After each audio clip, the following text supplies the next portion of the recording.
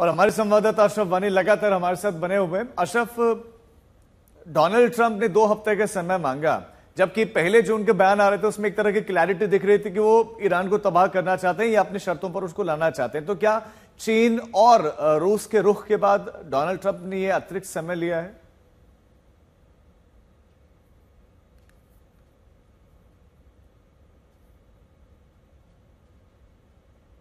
अशरफ सुन पा रहे हैं आप? चलिए दोबारा अशरफ साहब जुड़ने की कोशिश करेंगे। फिलहाल आप ये तस्वीरें देखिए। तस्वीरें यहां पर आप बताती हैं कि तबाही का मंजर कितना खतरनाक है और जब युद्ध होता है तो उसका खामियाजा आम लोगों को भुगतना पड़ता है।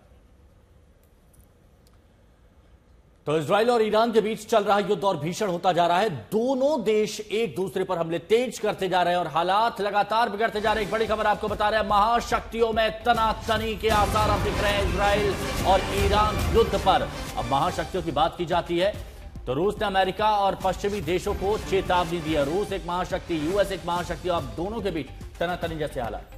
वो कह रहा है कि यूएस ने इजराइल की सहायता अगर की तो हालात खराब होंगे और अमेरिकी दखल फिर परमाणु आपदा ला सकते हैं, यानी कि परमाणु संकट बढ़ सकता है। रूस का ये सीधा इंडिकेशन है।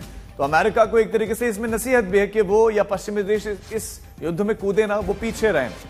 हालांकि हाल फिलहाल में ही अमेरिकी राष्ट्रपति डोनाल्ड ट्रंप की तरफ से बयान आया जिसमें उन्होंने 2 हफ्ते की बात कही थी। 2 हफ्ते के बाद वो तय करेंगे कि अमेरिका का क्या रुख होगा।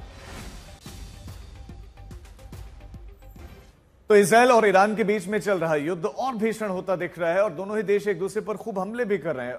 हालात बिगड़ते जा रहे हैं। पूरे पश्चिम क्षेत्र में तनाव, पश्चिम एशिया क्षेत्र में तनाव बढ़ता जा रहा है और अब रूस भी इस युद्ध में एंट्री लेता दिख रहा है। और यहां पर आप देखिए ट्रंप वर्सेस पुतिन की बात जो कही जा रही है और इसीलिए कहा जा रहा है कहीं ये बड़े युद्ध का सीन तो देखने को नहीं मिलेगा, क्योंकि अमेरिका को रूस की सीधी चेतावनी है। इजराइल को सैन्य सहायता से हालात बिगड़ेंगे और अगर अमेरिका इसमें कूदता है तो फिर हालात और ज्यादा बिगड़ सकते हैं।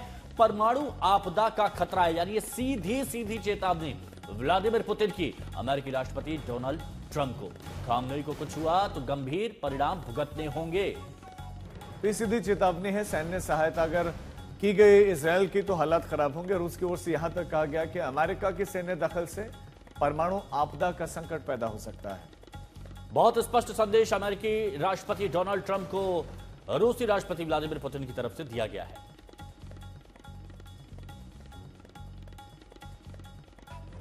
अब यहां पर यह भी सवाल उठ रहा है कि रूस की आखिर एंट्री क्यों हुई है, क्यों ट्रंप को सीधे चुनौती दी गई है। तो ईरान हारा तो पश्चिमी एशिया में हावी होंगे यूएस, और सीरिया में असद के हटने के बाद रूस के लिए ईरान बहुत ज्यादा अहम है। और इसी साल रूस ईरान में समझौता हुआ, रक्षा सहयोग बढ़ाने पर जोर है और इसीलिए एक साथी के नाते साफ व्लादिमीर पुतिन दिख रहे हैं ईरान के लिए।